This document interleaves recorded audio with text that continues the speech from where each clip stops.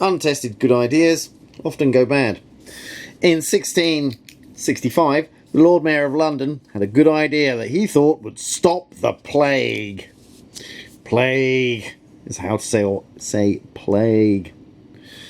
Oh, plague you. He noticed that lots of cats and dogs were itching like crazy. Itching. Many people had noticed the strange behaviour of cats and dogs when the plague started to kill people. Behaviour. The Lord Mayor of London. Okay. The Lord Mayor of London, Sir John Lawrence, decided that killing the cats and dogs would stop the plague. On Sir John's order, 40,000 dogs and 20,000 cats, well, approximately, no one actually counted them all, so that's an estimation. It was probably like that.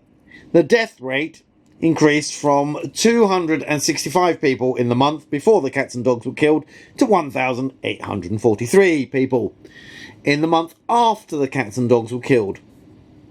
Yes, the fleas that were causing the plague jumped off of the dead cats and dogs onto the people that were killing them, and they died of the plague. So, not so good. Also, the cats and dogs were eating the rats that were bringing the plague in. Anyway, it was just all bad idea. These statistics show what a stupid idea it was. Statistics. That's why it's important to have statistics, have the numbers, so that you can see whether it was a good idea. No, it was a bad idea. And then you should try something first in a small area of London, rather than doing the whole town and then going, oops, that was all bad. That's why you do little trials. Most people thought the idea was clever, but it proved to be wrong. They should have scientifically tested their idea. Scientifically. Also, trial run it. Science would do small-scale experiments. Oh, is small-scale 2 words? I think it might be. Small-scale? Experiments by culling the dogs and cats in a small town like Chelsea to observe. Yeah, Chelsea is now just right in the middle of London, but it used to be a small town on its own. London's made up of lots of small towns and villages, all now connected, and that's why London's got all areas called Wimbledon, Chelsea, Westminster, which was the Minster, which is the church to the west of London, hence Westminster. To observe what happens when making such a big mistake. Before making such a... Yes, try it in a small scale.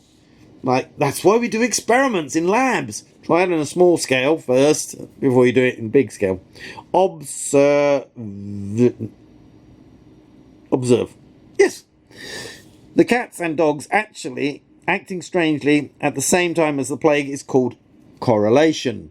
Correlation. So something that's happened, you notice it happening at the same time. And it's not necessarily the cause. The Lord Mayor and the people of London thought that correlation was causation. They thought the itching cats and dogs were killing everybody. They hadn't realised there were fleas involved. And rats. Because nobody gets to see the fleas because they're so small.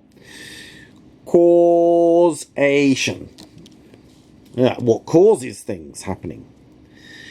They thought the cats and dogs caused the plague. Correlation is not causation in this case. Sometimes it is. The plague and the strange behaviour are both caused by a disease in fleas. I'm going to change that. The black cats in China had a disease. Black rats in China had a disease. Cats. Blood-sucking fleas transported the disease from one rat to the next. The fleas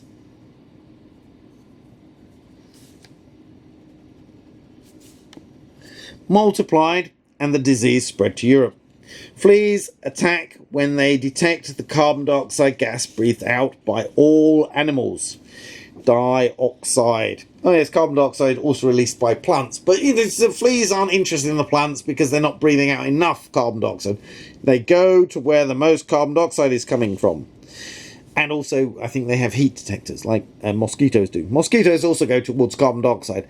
Carbon dioxide means there's a big animal that's got loads of blood. Plague fleas bite again and again, trying to get black rat blood. This continuous biting makes the dogs and cats go crazy. Yes, because the fleas have evolved to eat the rat blood, not the cat blood or the dog blood. But they'll try, and in their trying, also on humans, they'll spread the plague about. The dogs and the cats prey on rats. Dogs and cats prey on rats. The Lord Mayor ordered the killing of 60,000 predators. Yeah, 40,000 dogs, 20,000 cats. Predators. Because at that time, in the 17th century, 1665, people didn't tend to feed cats and dogs. Cats and dogs had to find their own food. The Lord Mayor helped the black rat population increase. Population. Yeah, you kill all the predators. That helps the prey. This increased the population of rat parasites. Parasites. This effort to decrease the plague increased it. To prove what is causing a problem, mathematicians use statistics. And scientists use experiments and observations. Mathematicians. Correlation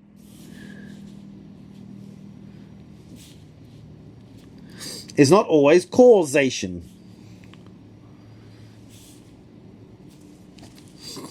Parasites, like fleas, are attracted by the carbon dioxide you breathe out. Predators